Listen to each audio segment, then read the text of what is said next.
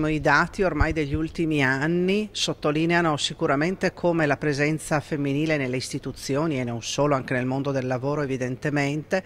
dà una percezione non solo all'utente, quindi anche all'elettore, quindi anche al cittadino, ma indubbiamente cambia di molto la prospettiva nell'organizzazione, nella sensibilità, nell'avere una visione non solo anche creativa nell'affrontare i tanti temi, le tante difficoltà, ma anche una visione molto più di insieme, una visione che sa mettere insieme tanti aspetti, esattamente come è nell'indole poi di una donna evidentemente, e quindi senza nulla togliere anche alla parte maschile, guai se si discriminasse al contrario, ma è un modo per complementare, per completare, per dare uno spaccato, un caleidoscopio diverso anche alla gestione dell'amministrazione. E quindi da questo punto di vista noi come Regione Veneto, peraltro siamo anche l'unica regione che da tempo, ormai da tantissimi anni,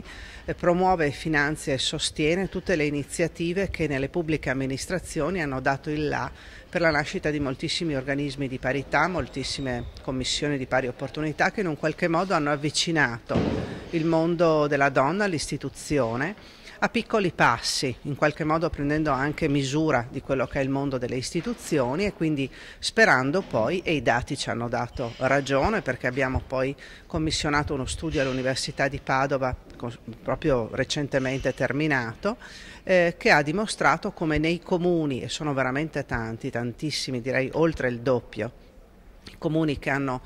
creato appunto le commissioni pari opportunità, poi nelle tornate successive hanno avuto più donne nell'amministrazione.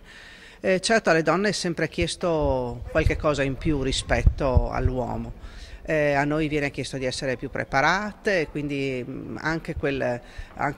riuscire a superare il senso di colpa che ci allontana magari dagli affetti, dal tempo dedicato alla famiglia, al nostro lavoro evidentemente, per la donna insomma anche la politica e l'amministrazione di fatto è una terza eccellenza a cui viene chiesto, dopo il lavoro, dopo la famiglia, arriva anche l'impegno politico, però lo si fa con grande passione, credo esattamente come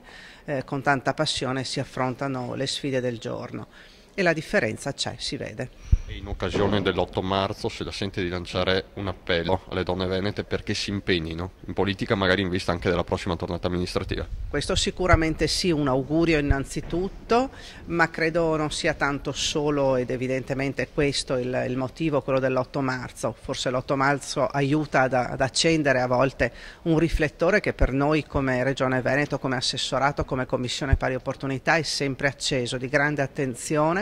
ma soprattutto di grande dialogo per accorciare anche le distanze proprio e quindi riprendere un rapporto che è indispensabile. Lo dice anche la Commissione europea, se vogliamo anche uscire dalla crisi puntiamo sui giovani e sulle donne.